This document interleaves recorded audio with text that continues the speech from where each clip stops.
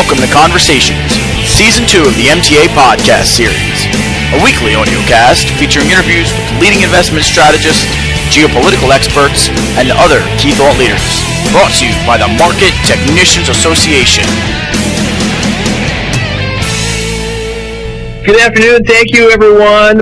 With us today, I have Craig W. Johnson, CFA, CMT with Piper Jaffray.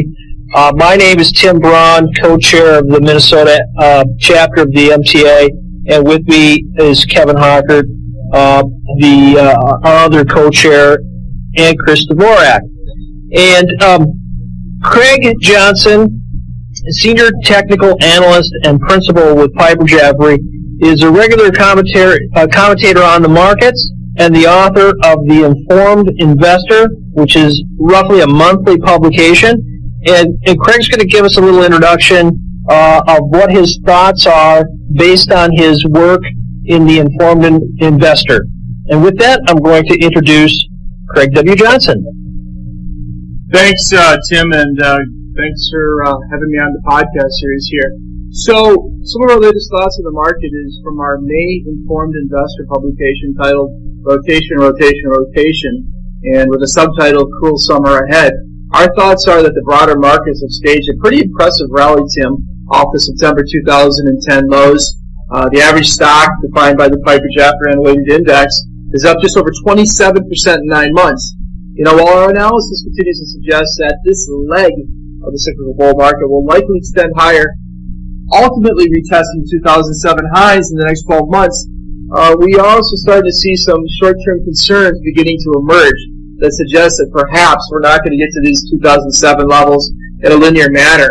And some of the things we've pointed out we're starting to see, Tim, include, first, a pretty meaningful rotation towards the defensive sectors, something that we hadn't seen in our last publication in early April. We're also starting to see a meaningful rotation toward large cap stocks, with the Dow now outperforming the Russell.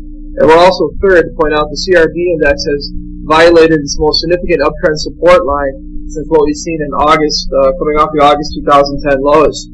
Fourth thing is that our primary market timing tools, our new highs indicator and our measure of the number of groups above or below a rising or falling 40-week moving average, are both in sell positions from our perspective.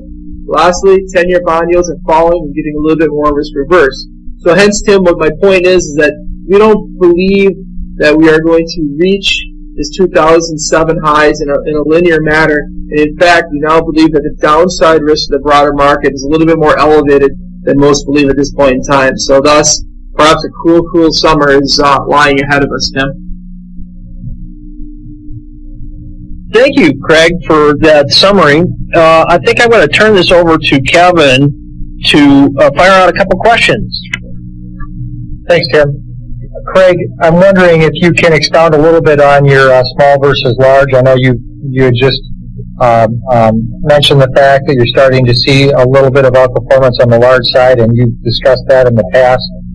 I can recall looking at a chart here recently that small cap PEs relative to large are at levels that we've maybe only seen a couple of times in the past decade or so, and that seemed to have triggered some relative, maybe the start of relative underperformance on the part of small caps relative to large. And apparently you're seeing some of that in your work as well?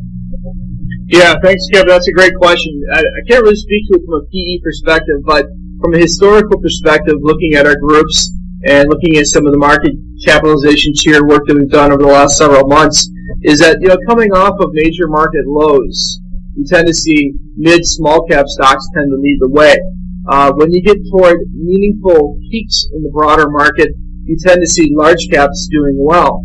And in fact, anywhere between 3 to about 9 months before a major market top is set, you see large caps begin to outperform. Well, now that we are starting to see this transition happen between mid to small to now large cap taking over, we suspect this is something that we need to be cognizant of in terms of the big picture of the market. We did see this trend occur over the last 4 or 5 major market tops of the market. Large caps did lead the way. Okay, thank you. Excellent. So The large caps are probably trying to tell us something here, is what I hear you saying. Absolutely. I think the large caps are sending us a message that there is a bit of a bias toward the larger, more liquid type names in the marketplace, and again, seeing large cap outperforming. Okay.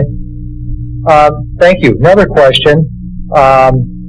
If we look at, you had mentioned some market internal statistics that you've utilized for a period of years. Percentage of micro groups at a 26-week high, percentage of groups above a 40-week moving average. Love that type of stuff. It seems like a lot of technicians, perhaps at the risk of overgeneralizing here, tend to focus on trend and relative strength, but do they boil down the market and look at the internals? And so I appreciate your work in that area. Care to expound on the position of those two indicators today compared to maybe other market scenarios? Yeah, sure. I'd love to, Kevin. So the intermediate term trend following tools we have been a pretty good tool set. They have captured most 10% moves in the market going back to the 1960s. So they've been a pretty good set of tools. We'd like to kind of incorporate the new highs indicator together with also a measure of the number of groups that are above or below a rising or falling 40-week moving average. So these do a pretty good job of helping us determine kind of the overall health and internals of the market, looking for any sort of divergences between price and perhaps underlying weakness and deterioration in the overall market. What we've seen with these indicators as of late is that both of these tools in the last month or so have both moved into sell positions, which tells us that perhaps we are seeing some of the internals weakening. That wouldn't surprise me considering the earlier commentary we had, Kevin, thinking about large cap versus mid and small cap stocks. We should see the breadth of the market deteriorate as you approach turning points in the market. And again, our indicators are waning to a degree, which should lead us to be a little bit more incrementally cautious toward the market, given what you're seeing with large cap and what you're also now seeing with the internals of the market getting a bit softer. Great question. Thank you. Craig, one last question before we close up this podcast. What would change your current outlook on the markets, both bullish and bearish? So, in terms of this last month, we did get a little bit more incrementally cautious in terms of our sector calls with our upgrade of the healthcare sector and our downgrade of the basic materials sector from overweight to neutral. We also upgraded from underweight to neutral the consumer staples sector and downgraded financials from neutral to underweight. So what would make us incrementally more cautious would be if we start to see 10-year bond yields continue to deteriorate, couple that together with further rotation toward the defensive sectors of the market, further outperformance from staples, further outperformance from the utility sector, further relative outperformance from the communications media space. Conversely, what would turn us more positive? Well, I'd like to see the economic sensitive sectors of the market really take over leadership again, and that would suggest that perhaps things are getting more constructive. At this point in time, that's not the case. And what I like to try to do is, listen to the market, listen to the work, and listen to what it's telling us to do. And right now, it leads us to be incrementally more negative. Well, fantastic. I want to thank you for joining us today, our guest speaker, Craig Johnson of Piper Jaffray. I also want to thank my co-MC, Kevin Hockert of Prospero. This is Tim Braun of the Minnesota MTA wishing you the great uptrend. Thanks, Tim. Thanks, Craig. Thanks.